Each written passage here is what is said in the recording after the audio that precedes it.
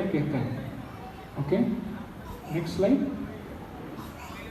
तो जनरली ये बच्चों में जन्म के बाद बीटा चेन का प्रोडक्शन बढ़ता है, इसीलिए थैलेसीमिया जो मेजर बच्चे होते हैं उसमें पहले 6 महीने में पता नहीं चलता है, क्योंकि उस समय में गामा चेन प्रोडक्शन होता है। तो वो चाइल्ड इज़ वेल, पहले फर्स्ट 6 मंथ्स में कोई दिक्कत नहीं आती। अराउंड 6 मंथ्स टाइम पे नॉर्मल बच्चों में भी ये गामा चेन से बीटा चेन का प्रोडक्शन बढ़ने शुरू होता है, और उस समय में अगर बीटा चेन दोनों डिफेक्टिव हैं, दोनों जीन्स डिफेक्टिव हैं, तो फिर ब्लड ट्रांसफ्यूजन लगाना शुरू पड़ता है। That is the time when it starts. तो ये बहुत ज़रूरी है कि अराउंड अप्रोक्सीमेटली 6 महीने के टाइम पे पहला ब्लड ट्रांसफ्यूजन काफ़ी बच्चों में लगता है। तो बिटवीन 6 मंथ्स टू ईयर बच्चों को या तो माता पिता नोटिस करते हैं कि बच्चा पेन लग रहा है, या फिर इन्फेक्शन हो रहे हैं उनको बार बार, उस वजह से हीमोग्लोबिन टेस्ट किया जाता है, हीमोग्लोबिन कम पाया जाता है। तो ऐसे दैट इज द रीजन कि फिजियोलॉजी में जनरली ये जो बीटा चेन का प्रोडक्शन 6 महीने पे शुरू होता है। तो एज वी डिस्कस, ये 3 प्रकार के थैलेसीमिया हम देखते हैं। एक होता है थैलेसीमिया माइनर, जिसको बोलते हैं थैलेसीमिया ट्रेट, तो जिनका हीमोग्लोबिन अराउंड 9-10 के बीच में रहता है, उनका एक म्यूटेशन होता है उनमें, आधा। तो उनको ज़िंदगी में कभी ब्लड नहीं चढ़ाना पड़ता है, दे आर एब्सोल्युटली फाइन। अगर दो लोग थैलेसीमिया माइनर में शादी करते हैं तो 25% चांस है कि बच्चों में मेजर थैलेसीमिया हो सकता है। तो ये जानकारी बहुत ज़रूरी है, क्योंकि जैसे कि कॉलेज जाने वाले बच्चे जो हैं, जिनके who are going to get married subsequently, तो उनका जो टेस्टिंग है, जिस रीजन्स में थैलेसीमिया ज़्यादा पाया जाता है, उनको शादी से पहले कैरियर स्टेटस जानना बहुत ज़रूरी है। तो अगर उनको थैलेसीमिया माइनर है, थैलेसीमिया माइनर लोगों में कोई सिम्टम्स नहीं होते, उनको कभी ब्लड नहीं चढ़ाना पड़ता है, उनको कोई थकान वगैरह कुछ नहीं महसूस होती है, दे आर एब्सोल्युटली नॉर्मल।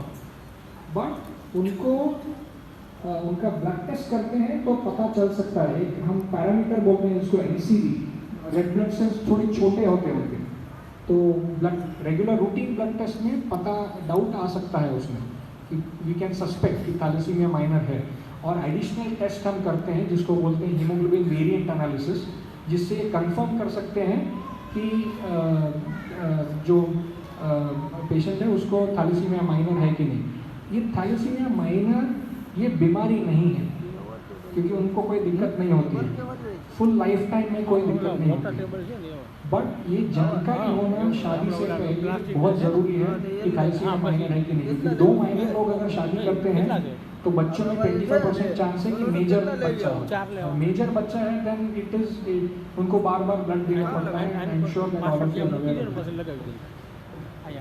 एक अलग स्पेक्ट्रम है जिसको बोलते हैं इंटरमीडिएट, थैलेसीमिया इंटरमीडिएट। तो ये दोनों स्पेक्ट्रम के बीच में आता है। मेजर में हमेशा ब्लड देना पड़ता है ज़िंदगी भर, माइनर में कभी ब्लड नहीं चलाना पड़ता है। कुछ बच्चों में इंटरमीडिएट फिनोटाइप हम जिसको बोलते हैं, काफ़ी बार ये ईस्टर्न पार्ट ऑफ इंडिया में हम देखते हैं, जिसको हम बोलते हैं HBE, ई बीटा थैलेसीमिया। ई और बीटा काफ़ी बार साथ में आता है, तो उसमें ज़िंदगी भर ब्लड नहीं देना पड़ता है, मगर कुछ इंस्टेंसेस में आगे प्रेगनेंसी के दौरान ब्लड देना पड़ता है, या उनको बुखार है और काफ़ी कोई इन्फेक्शन हो गए तभी उस पीरियड में ब्लड देना पड़ता है। तो इसको हम बोलते हैं intermediate phenotype. So beta thalassaemia major एक बाजू है जिनको ज़िंदगी भर ब्लड देना पड़ता है, एक बाजू है माइनर थैलेसीमिया जिनको कभी ब्लड देना पड़ता है and they are absolutely well, उनको कभी पता भी नहीं चलेगा कि है। काफ़ी बार उनका स्टेटस तभी पता चलता है जब भी बच्चों में मेजर थैलेसीमिया होता है, तो फिर माता पिता का टेस्ट होता है, उनको पता चलता है कि माइनर थैलेसीमिया है। तो माइनर इज वन साइड, और बीच में जो बोलते हैं उसको beta thalassaemia intermediate. Next slide, next one. तो थैलेसीमिया बच्चों में काफ़ी बार अगर उनको रेगुलरली ब्लड नहीं दिया तो जो बोन मैरो है, हमारी हड्डियों में बोन मैरो होता है, तो फेस के बोन्स या फिर हैंड्स, बाकी सारे बैक वर्टिब्रल स्पाइन, उसमें उस हड्डी के अंदर बोन मैरो होता है जिसमें ये रेड ब्लड सेल्स बनते हैं हमारे। तो क्योंकि थैलेसीमिया में वो बन नहीं रहे बराबर से, तो बॉडी का नेचुरल रिएक्शन होता है उसको ज़्यादा बनाना ट्राई करें, क्योंकि वो डिस्ट्रॉय हो रहा है तो वो ज़्यादा बनता है। और उस वजह से काफ़ी बार उनके जो हेड का शेप है वो थोड़ा सा चेंज होता है, क्योंकि वो थिकनेस हो जाता है, फेस में थोड़ा थिकनेस हो जाता है। बट जनरली जिन बच्चों को रेगुलरली ब्लड चढ़ाया गया है ये नहीं देखते हैं हम, ये चेंजेस नहीं होते हैं। तो generally most of the times अगर हीमोग्लोबिन 9-10 के आसपास मेंटेन हुआ है काफ़ी अच्छे तरीके से लंबे समय तक और किलेशन भी हो रहा है, तो ये सारे चेंजेस हम नहीं देखते हैं। तो इसमें ये बताया गया है कि सपोज एक पर्सन है जो कैरियर है, और if that carrier person marries a normal person, तो half red is the carrier status. Normal person से शादी होती है तो मेजर की रिस्क नहीं है, मगर 50% चिल्ड्रन में कैरियर स्टेटस आएगा, there will be carrier status subsequently.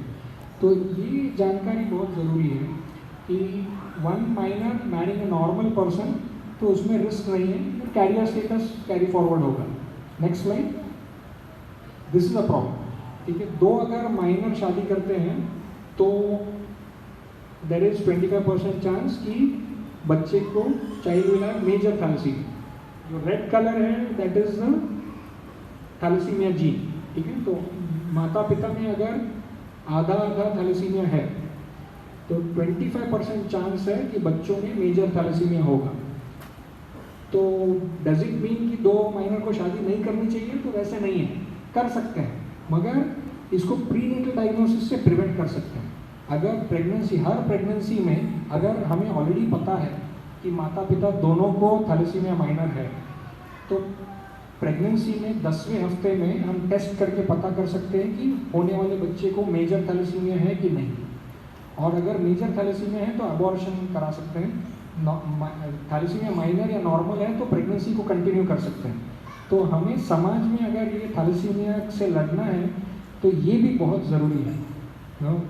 हम ट्रांसप्लांटेशन के बारे में भी डिस्कस करेंगे, but because college students are also here, उनको बहुत ज़रूरी है इसके बारे में जानकारी कि ये थैलेसीमिया को हम प्रिवेंट कर सकते हैं, इसको होने से रोक सकते हैं। तो ये अंडरस्टैंडिंग बहुत ही ज़रूरी है, और this message should be spread in the community. तो जब भी थैलेसीमिया होता है तो हम हर एक पेशेंट में काफ़ी सारे ब्लड टेस्ट करते हैं, बेसिक ब्लड टेस्ट करते हैं, कुछ स्पेशल टेस्ट होते हैं जिसको हम बोलते हैं हीमोग्लोबिन वेरिएंट एनालिसिस। काफ़ी बार अगर बच्चों को ब्लड चढ़ाया गया है तो हीमोग्लोबिन वेरिएंट एनालिसिस नहीं कर सकते, तो हमको जेनेटिक टेस्ट करना पड़ता है, मॉलिक्यूलर टेस्टिंग, क्योंकि अगर जो डोनर का ब्लड ही उसका हीमोग्लोबिन आएगा उसमें, तो इसीलिए हमें जेनेटिक टेस्ट करना पड़ता है। और फेरिटिन नाम का एक टेस्ट है जिसमें, क्योंकि बार बार अगर ब्लड देते हैं तो ब्लड में आयरन होता है, और हमारे शरीर में जैसे भगवान ने बनाया उसमें आयरन को निकालने की सुविधा नहीं है। अगर ज़्यादा आयरन आता है तो वो शरीर से निकालने की कोई सुविधा नहीं है। तो बिकॉज अगर रिपीटेडली ब्लड चढ़ाते हैं तो आयरन लेवल बढ़ने की वजह से लिवर और हार्ट में तकलीफ हो सकती है आगे जाके। वो प्रिवेंट करने के लिए हमें फेरिटिन का जांच एवरी 3 मंथ्स थैलेसीमिया बच्चों में बहुत ज़रूरी है, और उसको 1000 के नीचे लाना की कोशिश पूरी करनी चाहिए। Next one. ये जनरल ब्लड हम देखते हैं काफ़ी बार, उनके जो पेरिफेरल स्मीयर में ऐसे सेल्स जो रेडनेस उसका कम होता है, उसको हम बोलते हैं कि ये थैलेसीमिया ट्रेट में कुछ टारगेट सेल्स वगैरह दिखाई देते हैं। तो ब्लड से पता चल सकता है, to some extent, like CBC test अगर भी करते हैं तो उसमें हम प्रेडिक्ट कर सकते हैं कि आगे टेस्टिंग ज़रूरी है कि नहीं। सो स्पेशली थैलेसीमिया ट्रेट के लिए ये बहुत ज़रूरी है कि जिनको कोई तकलीफ नहीं है, मगर कम्युनिटी में अगर थैलेसीमिया ज़्यादा है तो शादी से पहले ये सीबीसी, और सीबीसी में अगर कोई डाउट है तो वेरिएंट एनालिसिस करना बहुत ही ज़रूरी है, ताकि अगले जनरेशन में हम थैलेसीमिया को प्रिवेंट कर सकें। Next one. तो ट्रीटमेंट, आई एम श्योर यहाँ पे तो मुझे इसके बारे में ज़्यादा जानकारी बताने की ज़रूरत नहीं, बिकॉज ऑलरेडी यहाँ पे बहुत अच्छा ट्रीटमेंट हो रहा है थैलेसीमिया का। I have seen that yesterday when we are coming, काफ़ी बच्चों को देख के पता भी नहीं चलता है कि उनको थैलेसीमिया है, इतनी अच्छी तरह से ब्लड चढ़ाया गया और किलेशन किया गया है। बट फिर भी I would like to reiterate कि हम the basic principle is regular monthly transfusion, minimum age, अगर उससे ज़्यादा रख सकते हैं तो अच्छा है। इसका मतलब है अगला ब्लड चढ़ाने से पहले का जो वैल्यू है वो 8 या 9 होना चाहिए, उसको नीचे गिरने नहीं देना है, you know, that's the principle. तो ये बहुत ज़रूरी है ताकि लॉन्ग टर्म प्रॉब्लम्स हैं उसको अवॉइड कर सकें। जनरल रिकमेंडेशन है कि हम पैक्ड सेल चढ़ाएं, यानी होल ब्लड ना चढ़ाएं। काफ़ी कंपोनेंट सेपरेशन सारे ब्लड बैंक्स में आजकल अवेलेबल है, तो पैक्ड सेल्स हम चढ़ाते हैं। कुछ बच्चों में बार बार ब्लड देने के बाद कुछ माइनर एंटीबॉडीज तैयार होते हैं, तो उसमें हम काफ़ी बार एक्सटेंडेड मैचिंग करते हैं ताकि एग्जैक्ट मैच ब्लड ग्रुप मिले उनको। और जैसे morning we are discussing liquid depletion also बहुत ज़रूरी है। अगर हो सके तो जो फिल्टर हम बोलते हैं उसको यूज़ करते हैं, या फिर ब्लड बैंक ब्लड रिलीज करने से पहले ही उसमें से WBCs निकाल सकते हैं, उसको ल्यूको डिप्लीशन एट सोर्स बोलते हैं, प्री स्टोरेज ल्यूको डिप्लीशन। तो ये भी काफ़ी बार ब्लड बैंक्स में अवेलेबल होता है। तो अगर वो WBCs को निकाल सकते हैं ब्लड में से इशू करने से पहले, दैट इज़ द बेस्ट, क्योंकि जो WBCs अगर ब्लड में है तो उससे काफ़ी बार बुखार आता है कुछ बच्चों में, या फिर एक्चुअली एंटीबॉडीज़ भी तैयार हो सकते हैं। तो ये ल्यूको डिप्लीशन के 2 प्रकार होते हैं WBCs निकालने के, या तो ब्लड रिलीज करके फिल्टर के थ्रू दे सकते हैं ब्लड को, या फिर ब्लड बैंक ही वो WBCs निकाल सकते हैं। वाइट सेल्स जिसको बोलते हैं, रेड सेल्स भी नहीं होते हैं ब्लड में, हमारे रेड सेल्स, वाइट सेल्स और प्लेटलेट्स होते हैं। तो अगर ब्लड इशू करने से पहले ही कुछ ब्लड बैंक्स में ऐसी सुविधा होती है जो वाइट सेल्स निकाल सकते हैं, तो वो बेस्ट ऑप्शन है। तो या तो फिल्टर यूज़ करना है या फिर pre storage leuco reduction. Now एक बार हम रेगुलर ये ब्लड ट्रांसफ्यूजन करते हैं, हर 3-3 महीने में फेरेटिन भी चेक करते हैं। और फेरेटिन की मात्रा अगर 1000 के ऊपर है, काफ़ी बार इसके कम भी हम शुरू करते हैं, मगर एक किलेशन थेरेपी बहुत ज़रूरी है। और आई एम श्योर यहाँ पे awareness is very good, I am happy to see that. तो दैट्स द बेस्ट थिंग। और लास्टली स्टेम सेल ट्रांसप्लांट। तो जैसे मैंने आपको समझाया, ये prenatal diagnosis is the most important thing, second thing is transfusion chelation, और आखिरी अप्रोच है हमारा स्टेम सेल ट्रांसप्लांट। यानी जिन बच्चों का ऑलरेडी थैलेसीमिया है, उनको बार बार ब्लड देना पड़ता है, उनमें उनके भाई बहन का मैच होने का चांस ऑलमोस्ट 25-30% है।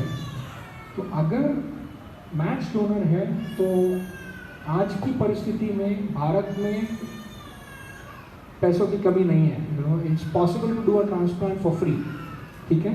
तो अगर मैच डोनर है तो काफ़ी सारे सोशल सपोर्ट ऑर्गेनाइजेशंस हैं जो हेल्प कर पाएंगे to get to a transplant. Okay, तो ये पता करना मैच डोनर है, ये जल्द से जल्द पता करना बहुत ज़रूरी है, ताकि उन बच्चों का ट्रांसप्लांट जितना जल्दी करते हैं उसमें is better the outcome. Age कम है, आयरन ओवरलोड ज़्यादा नहीं है, तो outcomes are better. Next slide, next slide, next one. तो ये आयरन की वजह से जो डैमेज होता है काफ़ी बार हार्ट और लिवर में, बार बार ब्लड देते हैं तो उससे हो सकता है। Next slide, next slide, next, next one. ये काफ़ी सारी दवाइयाँ अवेलेबल हैं जो आयरन कम करने के लिए यूज़ करते हैं। जनरली हम डेफरासिरॉक्स नाम की एक दवाई यूज़ करते हैं। इंजेक्टेबल डेस्परल भी अच्छा ऑप्शन है, काफ़ी इफेक्टिव ऑप्शन है। डिफेरिप्रोन नाम की एक दवाई है, वो भी एक अच्छा ऑप्शन। तो ये काफ़ी सारे ऑप्शंस अवेलेबल हैं जो आई एम श्योर यहाँ पे there are experts who can advise you कि कैसे किलेशन करना है। बट ये कॉन्सेप्ट बहुत ज़रूरी है कि सिर्फ ट्रांसफ्यूजन इज़ नॉट इनफ, सिर्फ ब्लड चढ़ाना ये मैनेजमेंट काफ़ी नहीं है। ब्लड चढ़ाने से के साथ आयरन कम करना भी इक्वली ज़रूरी है, ठीक है।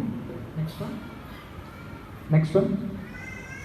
तो ये I just want to tell you कि ऑलमोस्ट जो बच्चे जिनका आयरन ओवरलोड ज़्यादा नहीं है, एज कम है, ऑलमोस्ट 90% तक क्योर रेट है उन बच्चों का। जिनको थोड़ा सा आयन ओवरलोड ज़्यादा है उसमें भी फुल मैच डोनर ट्रांसप्लांट करते हैं तो अराउंड 77% बच्चों को क्योर कर सकते हैं।